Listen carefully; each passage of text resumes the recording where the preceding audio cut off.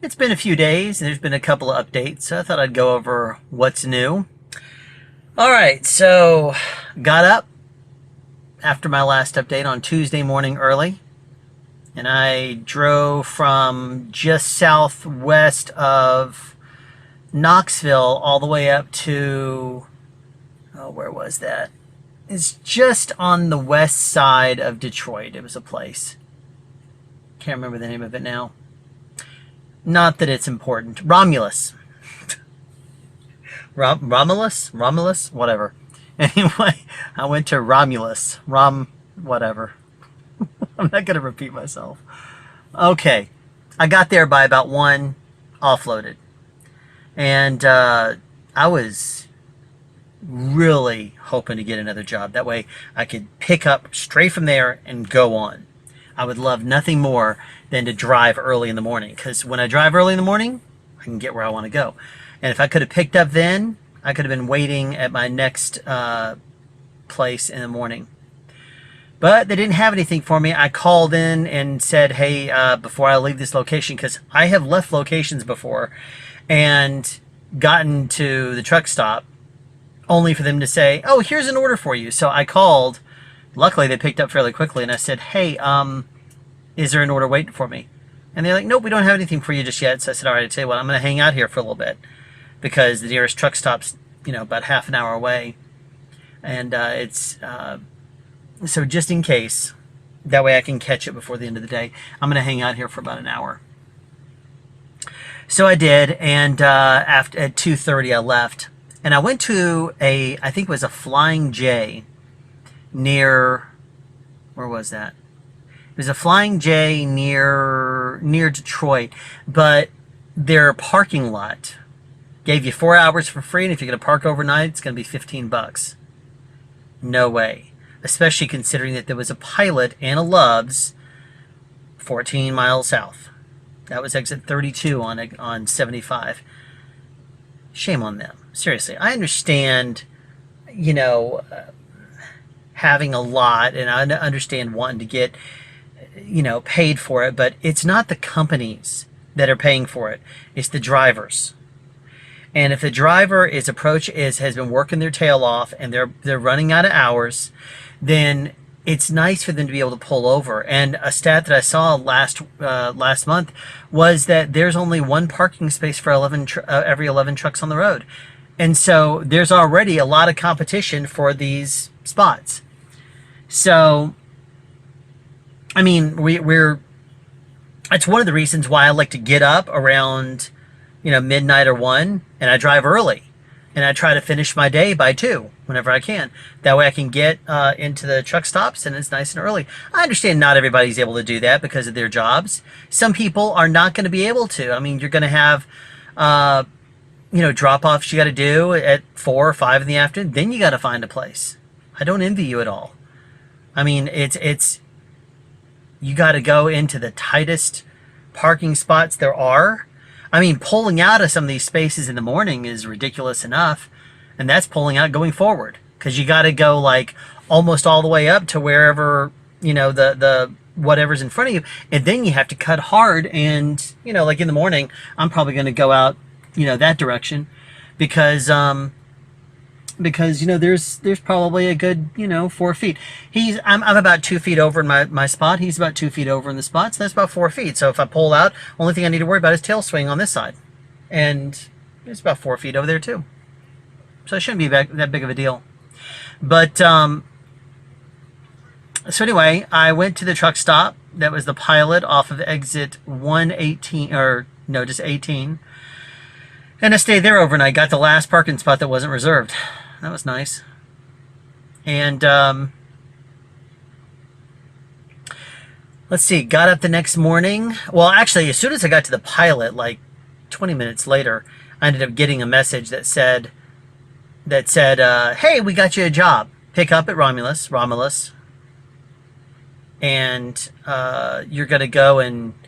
Sorry, I was looking at a guy he's one of the guys that works here at this truck stop, and I was wondering what he was going over to that truck for. It was a piece of trash. I ended up getting a job right after I got to the truck stop, and so I went ahead and looked at the pre-assignment and looked at everything. And I said, okay, you know what? I'm gonna go ahead and I'll be fine. So I went back to Romulus, and this was kind of a fun job because it is a pickup there. Well, 2 pods, a pickup in Tip City, and then a pickup right outside of Leedsburg, something like that in Pittsburgh, Leedsville, something. Anyway, so I picked up there, and the reason why I'm mentioning that, I mean, obviously you know that this is 98 days delayed, and so it's not like I'm telling you where I'm going now. This was over 3 months ago by the time this airs at the end of 2023. I mean, this is September right now. Today is September 14th. And this is airing like what, near the end of December? Good times. This is, you're approaching your Christmas video here. As crazy as that is. So much for making this an evergreen video. Anyway, so I got there at just before 6 a.m. because the pod's hours are 6 a.m. to 3 p.m. Sometimes if you're not there by 2 or 2:30, they won't load you. This location doesn't happen to have the guy that does the loading of semis until 8. Sometimes they have the person there. They just don't, because they have to load their own trucks first. Other people load their trucks that take the pods out to drop on people's lawns or their driveways. And but the guy who does the loading wasn't even there. He's not even there for 2 hours. So I'm sitting around. Another guy pulls up about 6:45, and I walk over to him and I say, hey, just to give you a heads up, he doesn't get working until 7. He says, 7? I'm sorry, until 8. And he says, 8? I thought it was 7. I said, no, apparently it's 8. Another guy pulled up there just before 8, and he was like, oh yeah, they don't start loading semis until 8. Well, that was great, because I was going to try to be down 3 hours, slightly, you know, about 3 hours south, roughly, maybe a little bit more, at Tip City. I was going to try to get down there before they have lunch, which is they clock out for lunch at 11 to 11:30. And because of this 2-hour delay, and then I was going to try to rush over to Pittsburgh, knowing full and well I wasn't going to be able to pick up that day. I was going to try, but no, I wasn't going to be able to. So I ended up having to call it. I ended up going to Tip City and then driving to just outside. Where was that? Gotta remember. Oh yeah, it was right. It was just. It's like 30 or 40 miles west of West Virginia. There's a pilot over there. Park over there, and got into the parking spot and called it a night. Got up this morning. And I went to my Pittsburgh location. I was there when they opened at 6. I'd already called them, and they said they start loading semis at 6. I got out of there. I was fully expecting it to take me a while to get out of Pittsburgh. I figured that, you know, going over the bridge and stuff like that, I figured it would probably take a while. Didn't. Not where I was going. I went there, got my stuff, I got my pods, loaded up and stuff like that. I got out of there at 6:45, and there was very little traffic. Very nice. I don't like the road you have to go to get there. It gets really narrow, but, you know, hey, it is what it is. We do what we have to do, right, when we're driving. It's not like, you know. Anyway. So I then drove out to Maryland, did my drop near Maryland, and then drove. I'm going up to Jersey right now. So, but I had to drop off the front pod, because the first location I went to yesterday, Romulus, there was 2 pods I picked up there, and each one goes to a different place. And then the other 2 pods I picked up that day go to the second stop in New Jersey. So that's where I'm going tomorrow. And so I had to offload the first 16-foot pod, which was on the back of the trailer. And what's interesting is that if this is the front, this is where the tractor is. Normally you have a pod there, another one there, and you start losing them off the back. Well, this one, I had to lose either from here or this position. One of those two. So I went ahead and said take it off the front, because, you know, if it's near the center of a flatbed, they're fine with that. You know, a lot of the times you load a flatbed from the middle. But with pods, you normally start all the way to the headerboard. Well, this time I just had them take that off, and so it had 16 feet. It still has 16 feet of gap behind the headboard, and then it has maybe, let's see, 16, 7 and 7, so that's 30, and another 16 would be 46. So 46 to, so that's 7 feet. There's 7 feet in the back of the trailer. And I feel kind of weird. It almost feels like, it'd off weight and pull the kingpin up, but I know it's not going to do that. Anyway, after I went there, I'm right now about 83 miles away. I'm at another pilot, and about 83 miles away from where I'm going tomorrow morning, and I'm going to be there at 6 a.m. Now, another thing to mention is on my way into Romulus yesterday, I got another critical event. Now, this one really irritated me. First of all, it was too close or whatever they call it, so it's a collision warning. But the critical event yesterday annoyed me because I pulled off onto my exits going uphill, and I came to a stop, and there was a bunch of cars, and there was a semi in a left turn lane.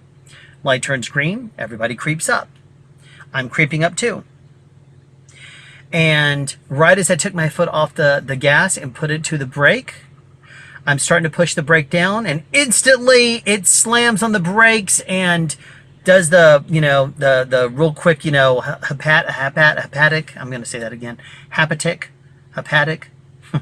vibration, and it says critical event. And I'm like, are you kidding me? Because it like slammed on the brakes for like half a second, maybe not even a second. And I must have been 30 feet away from the car in front of me. I was mad because I was nowhere near it. And so I have to, of course, the thing notifies you need to call in so we can discuss this. I'm like, look, I'm going to be driving. I'll call you after work. So that was yesterday. I tried calling him after work. I sat in the phone queue for half an hour, and then it rolled over to 5 p.m. and it says, oh, you're going to get overnight support now. So leave a message or you're calling from this number. Can we call you back? I'm like, that would be a great phone system for you to have on the regular DTLs, as opposed to us having to wait for over an hour or whatever until they're available. Have it be where we can leave our number and you call us, because that would be so much more efficient than having us go crazy, sitting there listening to that hold music over and over again. I tell you, the Ballad of Schneider on that hold music is driving me nuts. It sounds like Minecraft. So anyway. All right.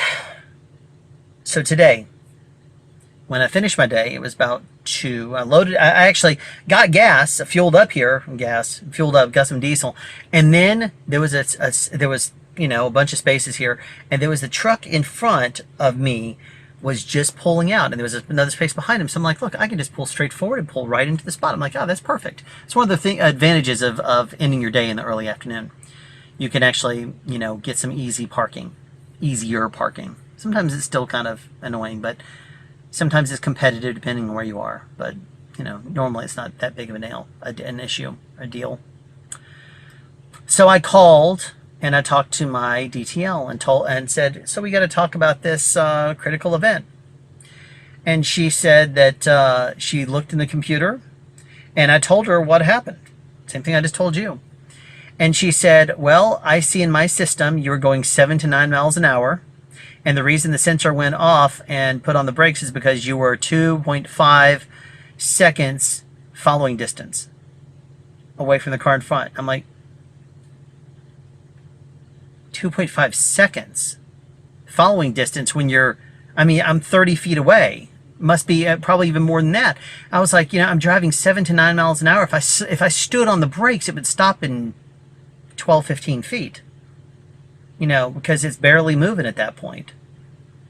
Another thing to keep in mind about speed is the faster you go, the more distance you go. As soon as you go from 7 miles an hour down to 6, it goes a lot slower. Down to 5, a lot slower. Then 4, 3, it goes slower. So you're barely moving. So to go, when you stomp on the brakes, it starts to slow down logarithmically very fast.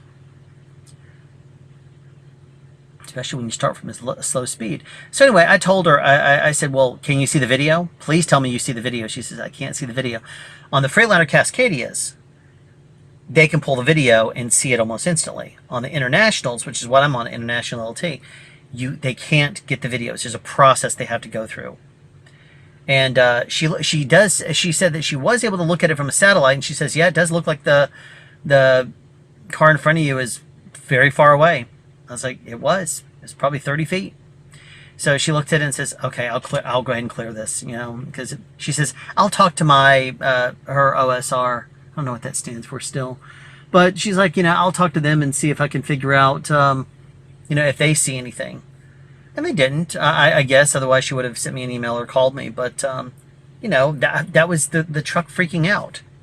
And I understand 2.5, but still, this 2.5 is 0, 1, 2, 5. That's that long. If I'm creeping along at 7 to 9 miles an hour, sure, I can probably clear and run into somebody. If I wanted to sit there and stare at them creeping along, no one's going to do that. Not if you're paying attention. I'm always paying attention. So anyway, I told her that, and then she says, well, you have your 30-day evaluation also. That's due. I'm like, oh, cool. Well, let's do it. And so she says, I'm going to transfer you to an OSR. Gets me on the phone. He basically went over the critical events. I told him everything that I've told you guys. First critical event was because I was in cruise control, and the 2 lanes on either side of me are stopped, and the lane that I'm in is moving, and cruise control is just fine with me flying down the middle, and I'm like, no. So I put on the brakes and put on the Jakes level 2, and I start slowing down. And when you go from Jakes 2 to 3, stage 2 to stage 3, it sometimes releases the Jakes, and then it puts them on again. And it will sometimes take a couple seconds to do. And when that happened, I put on the brakes harder. And the UPS truck that was in front of me puts on his brakes kind of quick. So I put on my brakes harder until, and I'm like, coming in close. I'm going to stop. I'm going to definitely stop and probably have, 15 feet or whatever it was. I wasn't going to hit him, but I didn't want to just slam on the brakes, because if you do that, you could start to jackknife, you could whatever. And I didn't want to end up having to run a risk. So I'm going to just put on the brakes hard. But the truck freaked out and slammed on the brakes. Look, I'm going to call that a learning experience, because it was still only you can count on one hand probably how many days that I've been on the road doing the pods account. So I'm going to call that a learning experience. I said, you know what? I'll take the blame for that, because that was me trying to figure out. I've never used Jake level 2 before, or 3 before at that point. So I said, I'll call that a learning experience, and I'll take the heat for that. I'll take the blame for that. Guilty as charged. Then I told you about me doing one of these numbers, literally just to avoid the barrel, the cone-like barrel that the truck in front of me dodged. And I mentioned that he was able to pull an overhead view of that too, and he wasn't able to see it. But he says, yeah, I see your following distance from the truck in front of you was like 400 feet. I'm like, he says, you're going 47 miles an hour. I'm like, or 47.6, I think he said. He says, you were going 47.6 miles an hour. I'm like, yeah. And he says, yeah, that's a more than adequate following distance. I'm like, well, I'd hope so. Anyway, but I think at the point of that, I was slowing down a little bit. So anyway, all right. So went over the critical event that I told you about earlier today, and then I talked about also the going over my 11-hour drive, 2 or 3 weeks ago, which really, really irritated me. Went over that with him, told him how annoyed I was when I was told, yeah, move on. I was like, he's like, just go through there. You can get around. I'm like, I can't go down that road. I'm in a semi. You see how it says no trucks? He's like, then pull back on the interstate, because you can't go this way. Go to the next exit. Yeah, sure. Go to the next exit. Next exit that I could actually pull off on that had anything was miles and miles away. That's why I violated. So annoyed. Still, you can tell. But anyway, he started going through my logs. He said, your logs, not a thing wrong with them. There's nothing wrong with these. And then he says, okay. And then he goes through and he looks at my miles and how I've been driving and stuff. And he says, you've been sending in everything we've been needing you to do. You've been doing everything well. He says, He says, you've been doing great. So he was perfectly happy with me. He said, I'll tell your DTL that you, I forgot the word he used. It was an old school word. Anyway, doing well. So whatever I'm doing, keep it up, with the exception of the critical events. But, you know, I like I said, now I know 2.5 seconds.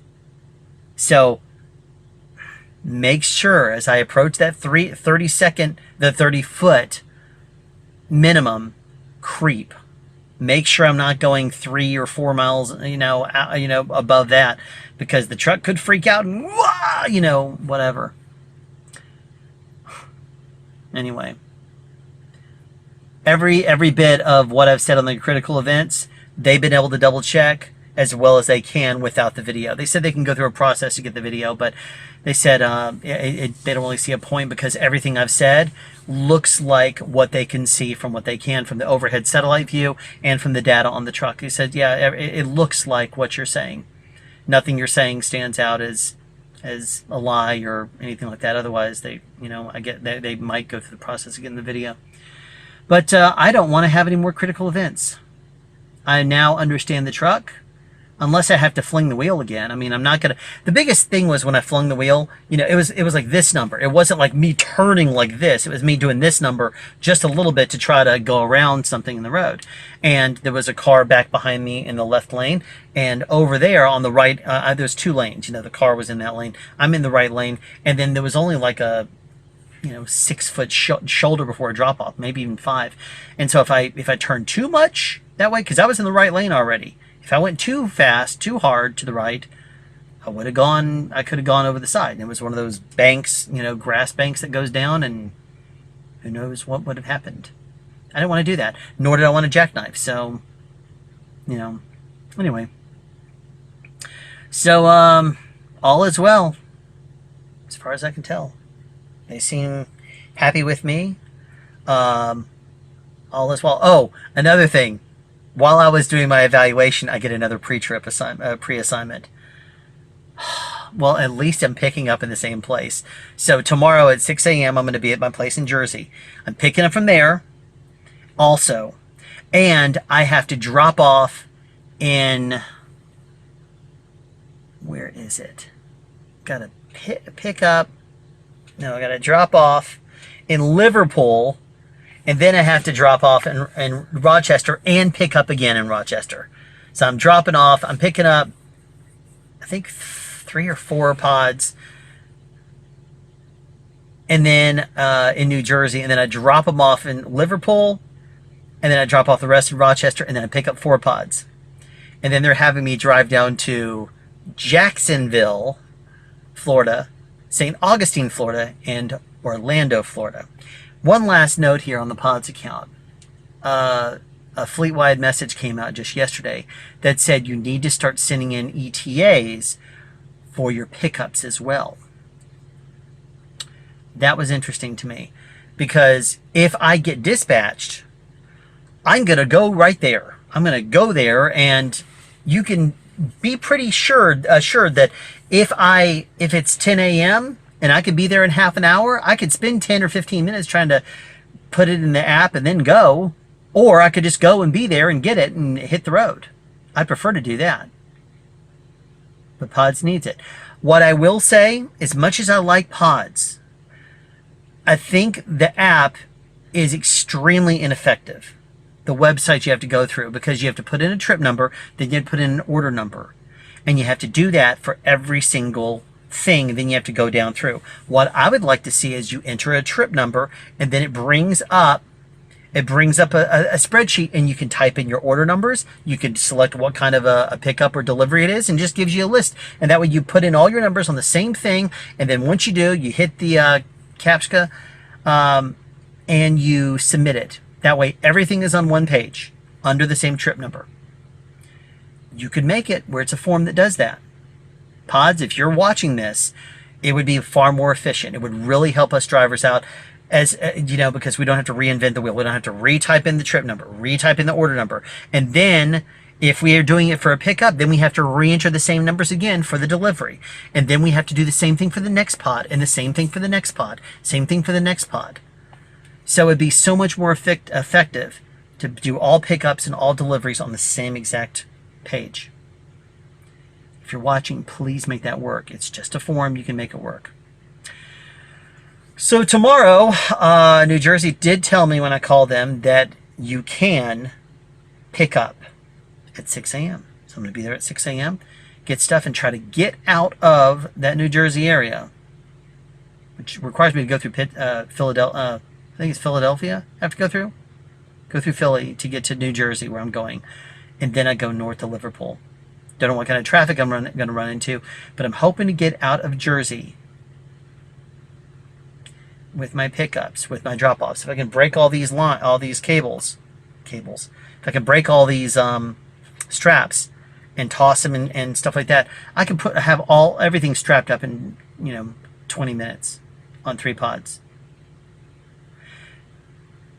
So if I can do that and get down the road, I would love to get out of the traffic. And then my first stop is 276 miles away. So I budgeted for about an hour in traffic and about 5 hours on the road.